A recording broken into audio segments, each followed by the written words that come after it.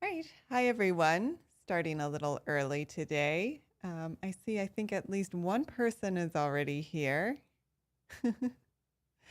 So welcome. Like I said, I'm starting early, but I'll give folks a few minutes to join in. For those of you who are here, my name is Erica. In case you don't know who I am, I have a company, Voucher Capital. I buy and sell, hello, I buy and sell vacant land, but I also am here to help provide or to give resources to anyone who's interested in buying land. So we have, let me just show my screen. If you go to our website, it's gokchecapital.com. You'll see that if you go under more and you click blog, we have a blog post with a number of different posts. All of these are topics that I found interesting and I thought that would be useful to land buyers and landowners. We, of course, sell property, and if you wanted to do a little more in-depth research, we do have some courses, including a due diligence program and a land investing program. And since you're all here on YouTube, you're probably already familiar, but I also have a YouTube channel with tons of free videos. They include videos not only of the properties I'm selling, but also videos that go into similar topics that are on the blog in video format. So things that I think are good to know if you either own land or are buying it. So hello, everyone. Great, we already have a good turnout. And I'm going to wait just 2 more minutes and then I'll start going over the properties, our latest properties. But if you haven't visited the website, you might want to go there and take a look, scroll through our blog. I try to provide really in-depth information on all of the articles I post.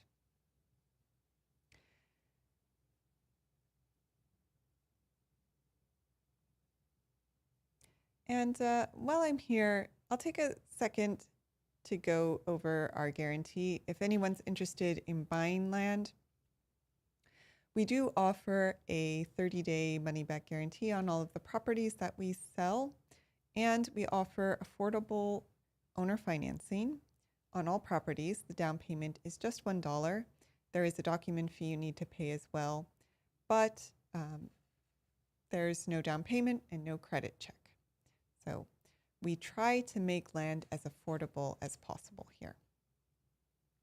All right, so hello everyone. Thank you for joining. Good to see a nice turnout today. I guess I will go ahead and get started 2 minutes early. I think it's fine. So now, again, if you haven't been on the website, I just want to point out that on our main listing page, we do have a map with pins of all of our available properties. So that makes it easy to take a look at a particular area you may be interested in. You can scroll down, zoom in on a particular state, and all of the red pins are properties that are currently available. If you click on a red pin, you'll see a link to that property's main listing page. Oh, thank you, Nicholas. That's nice. Thank you for being here. While I'm here, let's go ahead and take a look at this particular property. And now this is one in Tennessee. We do have a number of properties in Tennessee at the moment. So if you're interested in that state, go ahead and check them out. This one, and actually I'm going to pause for one moment. I want to make sure that everyone can see my screen. Just want to avoid any technical issues. So someone could just say yes or no. I can see the screen. All right, thank you. So this is a 5.5 or half an acre property in Decatur County, Tennessee. On the main listing page for the property, you'll see that we have the properties. Okay. You'll see that we do have the video that we did on this particular property. We do videos on almost every property that we post. Again, you're here on YouTube, so you've probably seen them, but you can subscribe to the YouTube channel and click Get Notifications. That'll let you know whenever we post a new video, which means we've posted a new property. On the main listing page, we always have a plat map as well. Now, these are the approximate boundaries of the parcel. We get them from assessor GPS coordinates.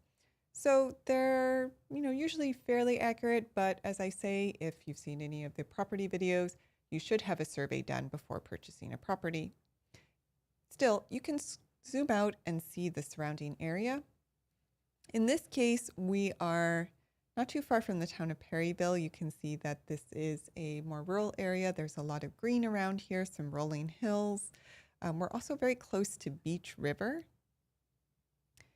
And I just got a good question. Is the survey required? No, a survey is not required to purchase a property.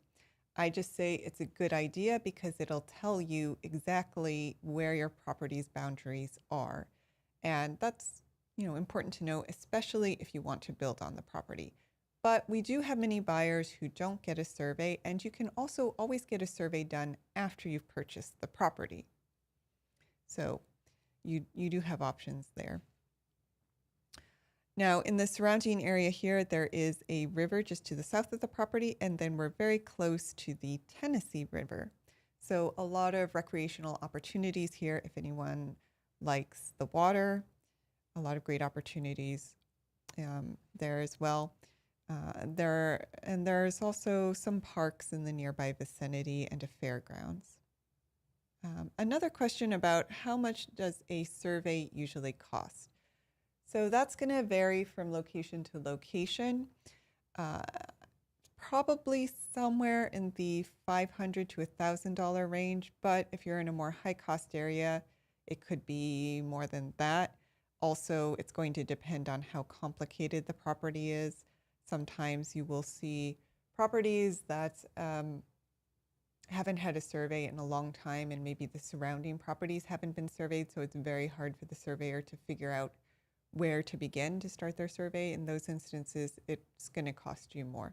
But yeah, I'd say around maybe the $500 to $1,000 range.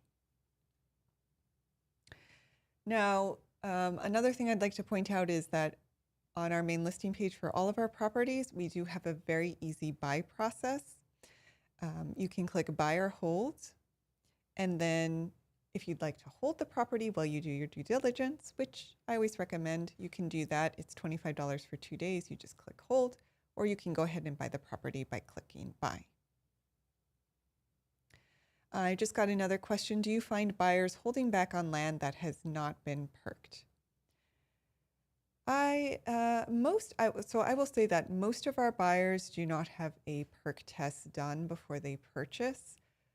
But if you want to build on a property, it's probably a good idea. One thing you can do if you don't want to have a perk test done before you purchase, or you don't want to pay for that yet, is you can give the county, usually the environmental health department, sometimes it's the state, but county or state environmental health department a call to see if they have records of properties in the nearby vicinity, whether they've been perking, sometimes they even know whether an area could potentially have issues like a high water table. The planning department sometimes knows this as well, but usually it's the environmental health department that actually handles the septic permits. Now, if a perk test fails, that's also, so another reason why a lot of buyers don't have a perk test done before they buy, we often don't have a perk test done before we buy, is a perk test failing is not always the end of the world. There are usually alternatives. It's kind of a rare scenario where you can't, at least in my experience, it's a rare scenario where you can't do anything with a property if the perk test is less than ideal. These days, there are a lot of alternative septic systems out there, but they are more expensive. So it's one of those things where, depending on what your budget looks like, you may want to spend a little more upfront to avoid spending more later on. But if you do have that extra wiggle room in your budget, or you're looking It doesn't matter if your septic system is going to be a little more expensive later on because you're not necessarily going to build anytime soon, then maybe you don't worry about it. But I do always recommend having a perk test done if you know that you want to build. Having said that, I have had a few buyers have a perk test done, and in I think only one instance did it fail, and they decided to move forward with the property just because of its location, and they really liked it. So they were planning to, in their case, because they weren't planning to build on it right away, they put down a whole new layer of soil, and they say, well, I'm just going to go back and perk it again in another couple years. And hopefully that new soil will help improve things.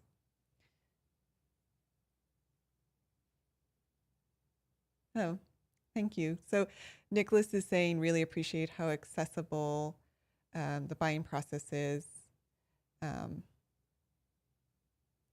because it can be difficult to buy land in the traditional way, which, yeah, I know. That's why we try to make it easy. The goal is to make land as affordable as possible and also as easy as possible to purchase here. But having said that, it's always important to do your due diligence, which is why I try to put out a lot of useful information as well, including the YouTube videos and the blog. That way, hopefully, you can use the information we put out to try and avoid some of the major headaches that land buyers often find after they purchase a property. So, yeah. So just going back to our listing here, it's very easy to buy. You click buy, and then you can select whether you want to pay the cash discount price up front or use owner financing. And now quickly going back to this listing page, I just want to note, I know many of you already know this, but we do try to provide affordable owner financing terms. It's $1 down. There is a document fee, but this covers all of the later costs associated with transferring title to you. We also have no prepayment penalty and no credit check, so no long application process here. There is a 30-day money-back guarantee, although the document fee is non-refundable. There's also 0% APR, so there's no interest, but you don't get the cash discount price. So there is a discount when you buy the property upfront, make the full payment upfront.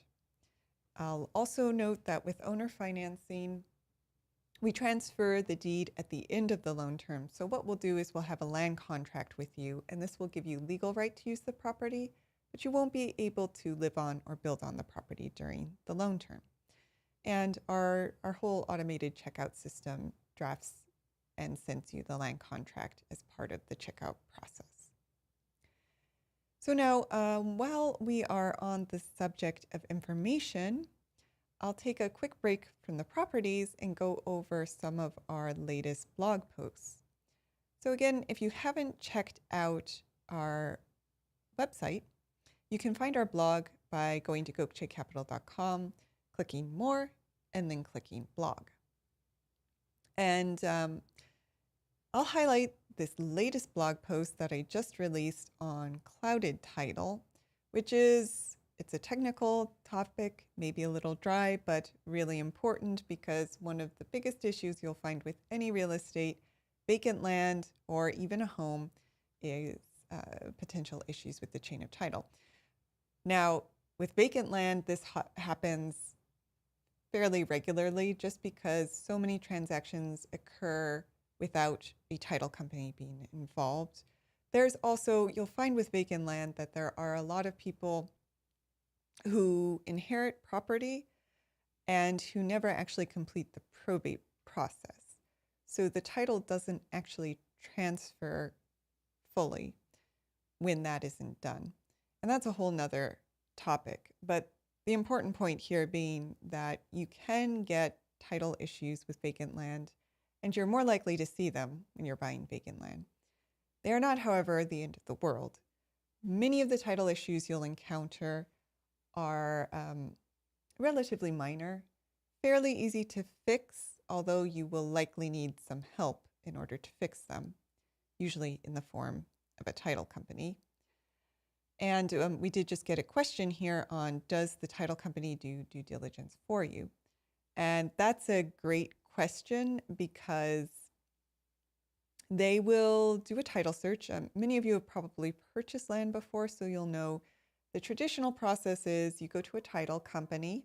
The title company will do a title search. They'll review all of the documents in the public records, and they'll check for potential issues, these sort of things that cloud title.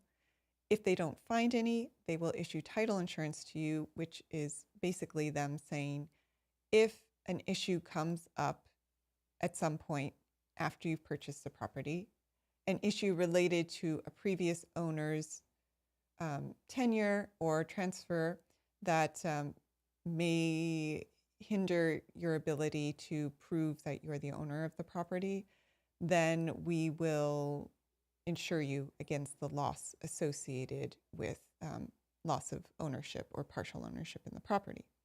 However, a title company does not do full due diligence, so they're not going to catch all of the other things that could occur or that may make it difficult for you to, say, build on or otherwise use the property as you would like, which is why we do try to put out a lot of information on due diligence, because there is a fair amount that you need to know when it comes to vacant land. I saw that we got another question. My village is building a tiny home community on about 5 acres. Anything special they have to do or any suggestions needed?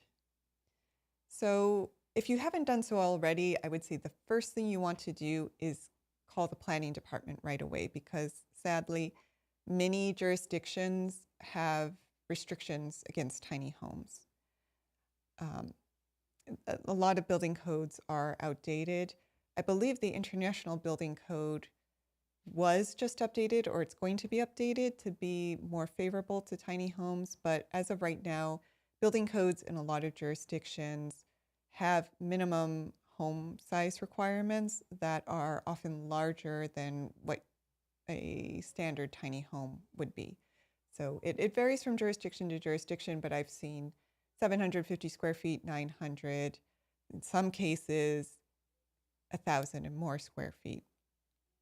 The other thing is, I'm not sure what kind of tiny home you're looking to build, but in most cases, you can't do the mobile type of tiny home. They have to, if they're allowed, they have to be on a foundation. So they essentially just have to be like a small version of a traditional stick-built home or site-built home. So yeah, call the planning department and make sure that what you want to do is feasible and they will allow tiny homes.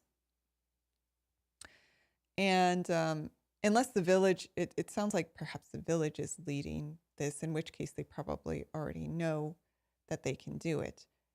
But if it's you or a group of people looking to do it, the other thing I would say, I've heard some people with tiny homes talking about getting a larger parcel of land, like the 5 acres, and their goal is to build a couple of tiny homes on that parcel of vacant land and create a community. That you definitely want to do your research on, because there are often restrictions in residentially zoned areas that say you can only have 1 dwelling unit per lot. So based on my experience, I would think most of the time, in order to put multiple tiny homes on a property, you'll either need a variance or you'll need to subdivide that parcel and create individual lots for each home. And so you'll want to understand whether you can subdivide the parcel and what all the rules around subdivision are. A few more questions. How much does it cost for a title search in Florida? So I can't give specific numbers. Generally, I actually haven't purchased a property in Florida in a while, so I can't give you my latest numbers, but I've seen for title in general, probably say ballpark around $1,000. They're going to charge you, and that's just for the title. They'll charge you another $300, $400 for escrow services. But that'll be $500 to $600 for the title search, and then you're also going to pay that premium for the title insurance, and that's based on the value of the property. So, and there's usually a minimum somewhere, say around $250. So you'll see another couple $100 for the premium, and then they'll charge you for their escrow services. And I saw someone else actually already answered that. But yeah, I usually say assume it's somewhere around 1,000, but in some areas it may be less than that. So I'm going to go back and highlight one more property because I don't believe I've highlighted this one before. We do have a property in Bibb County, Georgia. This is actually in the town of Macon. And it's another almost half-acre property. Again, you can watch our video on the property. We do, of course, have the plat map on here. So this one is in a city in Macon, which means it has access to all of the standard amenities you can expect to find in a city.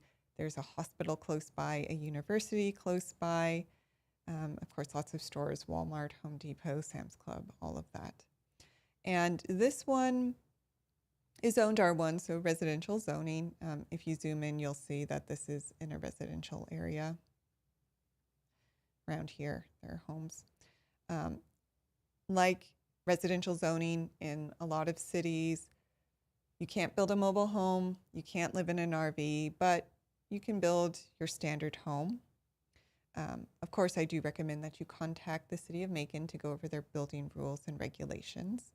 This one is not in an HOA. I found that many lots actually within cities aren't in HOAs, so that's good. No additional restrictions that I am aware of beyond the standard building and zoning requirements. We do have this set at a cash discount price of about $16,000, $15,999, plus the document fee. And we do, of course, offer owner financing as well with the $1 down and 0% APR, no prepayment penalty, no credit check. You don't get the cash discount price, but again, there's 0% APR. And in this case, because it is in the city, there is public water and sewer, and there should be electricity as well. You will need to pay for the hookups when you go to build a home, but the public amenities are available. Of course, as I've said before, I do recommend that you give the City of Macon a call to confirm all of this. And if you do want to build, it's always a good idea to contact the planning department or the building department to go over all of their rules and regulations and make sure that what you want to do is permitted. And I can also highlight, well, that one's on hold, so I won't do it. I'll highlight one in New York, since we've looked at two in the south. And this one is in Jefferson County. This is a full acre. Quickly just got a couple questions about Florida. Is North Georgia land cheaper than Florida to retire in? I don't want to answer broad questions about market trends in any particular area. I think both Georgia and Florida, in my experience, do have a fair amount of reasonably priced land. So I think they're both a good option in terms of finding, reasonable, affordable properties. I would say, if you're looking specifically to purchase vacant land, you may want to look more at the county requirements. So if your idea is to do something like a mobile home or a tiny home, Georgia may be a little bit better in my experience, but I think they're both good options. No properties in Florida at the moment, unfortunately, but maybe we'll have some more in the future. And then a follow-up on the tiny home comment. My village owns the land and the tiny homes will be on cement slab. The land will be for vets and disabled people. Well, it sounds like a great project. And it also sounds like the village is spearheading it, which is unique. But yeah, that sounds like a really exciting project. I'm glad that your village is sort of forward thinking in that way. Certainly, both vets and disabled, lower income folks really need additional housing. So that's a great project. Yeah, someone said anything is cheaper than Florida. LOL. We live in South Florida. Well, yes, South Florida is very expensive. And to be fair, yeah, I think lots of Florida you see prices rising. So good input. Maybe go more for Georgia instead of Florida then. All right, so have another 9 minutes. In about 4 minutes, I'll do the vacation giveaway. But for now, I'll cover the Jefferson County property. Again, this is a full acre. This is, if we zoom out of the map here, you'll see where this is. We are in northern New York. We're actually very close to the lake. We're on this, kind of island peninsula. It's technically a peninsula. It's still connected here. But it's a nice area. You see that there are a number of parks, a lot of water in the nearby vicinity. The property does have access off of North Shore Road. You can see that there are some homes nearby. It is located in the town of Lyme, so if you wanted to reach out to see about building regulations, you could contact the town of Lyme code enforcement officer. According to our research, it's zoned agricultural residential, fairly common zoning designation. So in this case, you can do a regular single family home and a mobile home. And again, according to our research, RVs are allowed from April 1st to November 29th, but you should confirm that with the town of Lyme. And water and sewer would need to be well and septic, but there should be electricity available. And you can contact National Grid or the town of Lyme for more information on connecting to power. Cash discount price right now is $14,258 plus the document fee. And as with all of our properties, we still have the same owner financing terms. Now I got a question, any upcoming properties in Tennessee or Georgia? So yes, we do. We actually right now, as I mentioned before, have a lot of properties in Tennessee. Check that out. But yeah, you were asking about Georgia. I will likely be posting a number of new properties in Georgia, not in the upcoming week, but next month. So hopefully you'll be seeing a number of properties in Georgia in say 2, 3, maybe 4 weeks. They'll be trickling in as they go through the title process. So if you're specifically looking for land in Georgia, keep an eye out on our listing page. Maybe sign up for notifications on the YouTube channel. And also, some of you here may not know, but we have this cool feature that we set up a little bit ago. You can subscribe to our weekly email where you'll get emails from us, but you can also sign up for text notifications. So if you were just interested in Georgia land, you could sign up, put in your name and number, and then say, I just want to receive text alerts whenever you post in Georgia. You can select up to 5 states, or you can say, receive a text alert whenever you post a property, regardless of the state. And a question about Iowa. Unfortunately, no properties in Iowa right now. I'll keep that in mind that you're interested in Iowa, though. And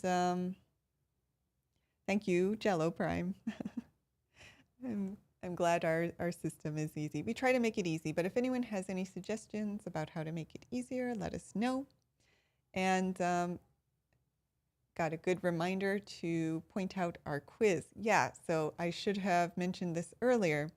If any of you are looking at purchasing any of our properties, we do have a quiz.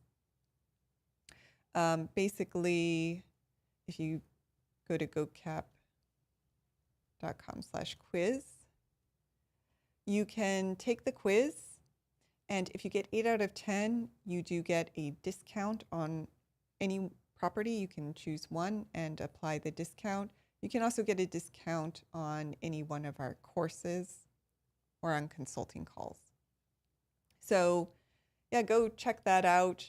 You can always take it now and keep when you do take it, if you get 8 or more, make sure you save the code that's generated, because you can then send that to me whenever you later decide you want to purchase something, and you'll get that discount. And oh, sorry you missed the New York properties. Hopefully we'll have more in the future and we can find one that works for you. All right, so now I think we're getting to that point. It's time for the vacation giveaway, which you're all really here for, right? So what I'm going to do is, if everyone who's interested in the giveaway just says yes, then we're going to randomly select someone. So we'll just go down in the order you say yes, that'll be your number. So first person who says yes is 1, second is 2, so on and so on. And then I'll randomly select a number. I'll go to Google, have Google select a number, and the person whose number comes up will be the winner. But before I do that, I just want to make sure to go over the giveaway terms so that you're all aware.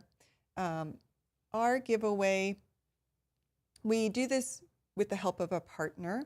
So one thing you should be aware of is the vacation giveaway. So if you don't know, it's a voucher that's valid for, depends on the location, but it's generally a 3-night stay in a hotel. There's a number of locations, over 30 in the US, and then lots of others across the globe. So the hotel is complimentary. You get that 3, sometimes it's 4-night stay, but you do have to pay the taxes. And the reason our partner does that is because apparently if you were to get the full stay free, you didn't pay anything at all, the IRS would consider it a gift, and they would basically look at it later on your tax return as income coming to you, and the amount that they would view as that, they would set the income amount at the full value of the voucher, which is around $1,000. So you would end up paying for your standard tax rate on the $1,000, and that's almost always higher than just paying for the taxes associated with the hotel stay. So that's why you pay the taxes.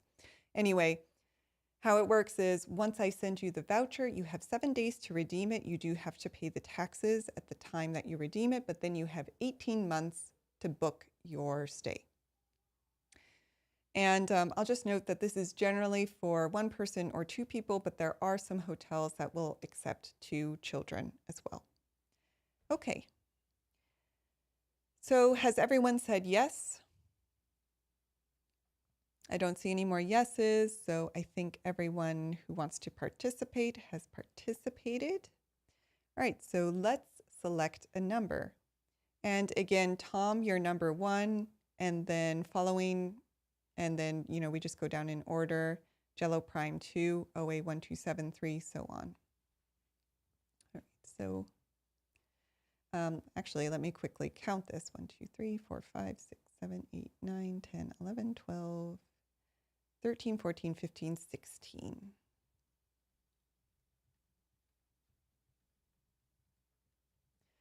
All right, so 16. Oh, now we just got 17. Okay. And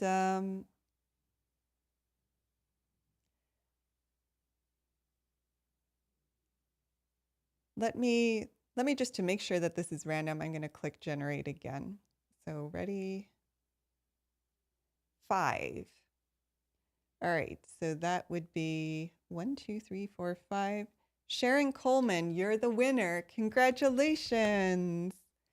So I'm happy to send you the full list of locations that are available. Just shoot me an email or otherwise DM me If you don't know where to find my contact information, you can go to the website and click contact. Here it is, but I'll just copy that in here.